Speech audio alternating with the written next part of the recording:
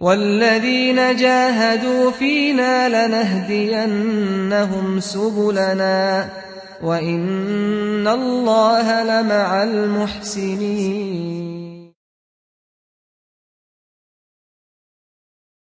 I was 22 when I became Muslim.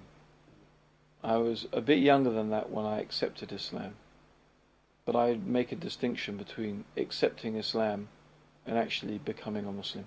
So the first thing I really remember, of course, about Muslims and meeting Muslims was when I went to Egypt. My parents were living there.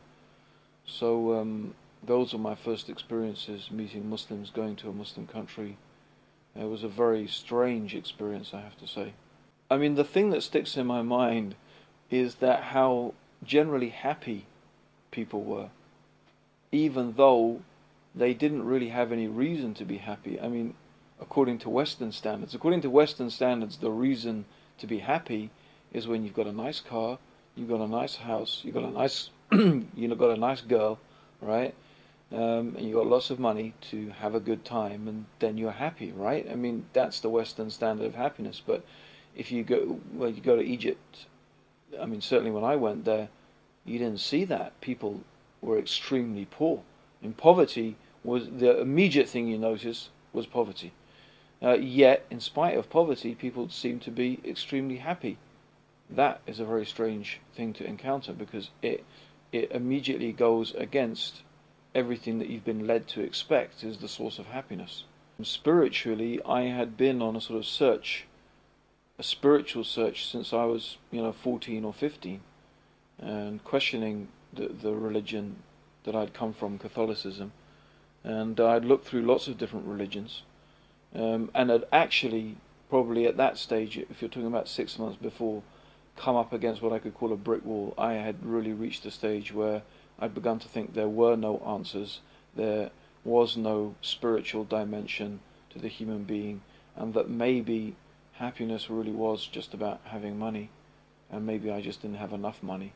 And in that process of thinking about making money, I thought, well, the key to happiness surely is going to be that you make the maximum amount of money with the minimum amount of effort, because the purpose of money is only to enable you to enjoy yourself. Money itself can't make you happy. It's the things that you can buy and the things that you can do with the money. And if you're spending all of your time earning the money, then where are you going to enjoy yourself? So I thought, okay, well, where can I start? Let me start by looking at different people in the world, different cultures. Let's look through history, and let's see if there's something there. And in that process of thinking, I was thinking about different nations and different civilizations, and then it suddenly sort of struck me, wait a minute, those Saudi Arabians have been sitting on their camels for I don't know how many hundreds of years, praying to Allah, and they've got all this money. I said, well, that sounds good. Very little effort, lots of money. I said, let me start researching, see what I can find out about this. And I obviously knew their religion was Islam and their book was the Quran. And so I thought to myself, okay, let's start by reading the Quran, see what that has to say, what I can find out there. And that's really how I came upon Islam. And it was actually reading the Quran itself. When I actually started to read this translation of the Quran, it dawned on me as I was reading it, is that this was the very thing that I'd been looking for all that time. Here it was, truth from God, revelation from God. I just said to myself, well, if I have ever read a book that's from God, it's this. But that's how I discovered Islam. But the problem is that when I actually was faced with a challenge, and the real challenge was my girlfriend. That was the real challenge. When my girlfriend found out I had become Muslim, she totally freaked out.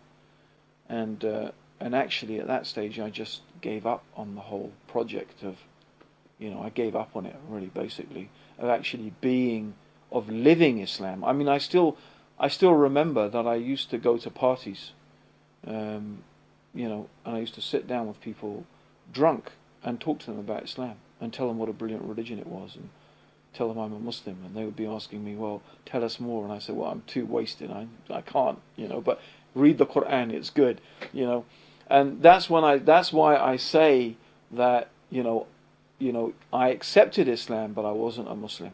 Because if you looked at my life, there was nothing different. Except I would have to say one thing was different. I was more miserable than I had ever been in my entire existence. Because I now knew the truth, and I also knew that I was not living the truth that I knew. And that was the worst condition, and perhaps is the worst condition that you can ever be in. And, things became, you could say, also worse between me and my girlfriend. Ironically, the one that I had, given up practicing Islam for because she was freaked out. Things became worse between me and her. And I think it was a combination of all of those things just led to a type of situation where literally I just couldn't take it anymore.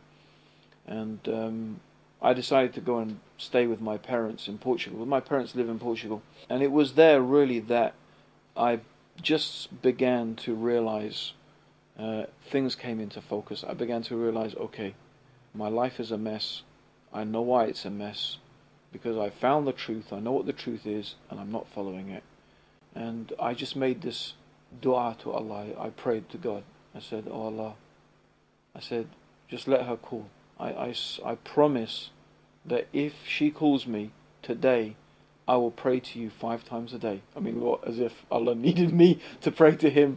But I mean, that's, but I mean, it was like, Allah, I will pray to you 5 times a day. I can't promise I will give up any other bad things, or I can do anything else, but I will pray 5 times a day, and I promise that I will never stop praying 5 times a day.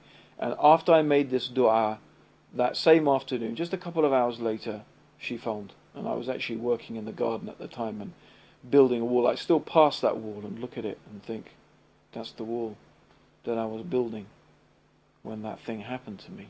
And my dad came down and he said, oh, it's your girlfriend on the phone. Don't want to mention her name.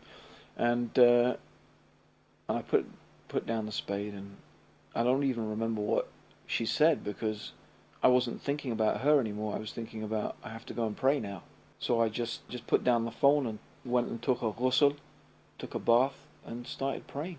And that's it. And really, that's the difference between being a Muslim and not being a Muslim. When you establish the prayer, your life changes. And really, just praying 5 times a day changed my life, and that's it, really. And that's when I say, that's when I became Muslim. That's the day I became a Muslim. Islam, without doubt, is the path to true happiness in life. It is the real path to true happiness. And people ask me, so what is it like now that you're Muslim compared to how it was before? Well, it's like being dead and then being alive. It's like being blind and then seeing. It's like being in darkness and then being in the light. That's how different understanding the truth of the Quran and the teachings of Islam is to that way of life that is away from that.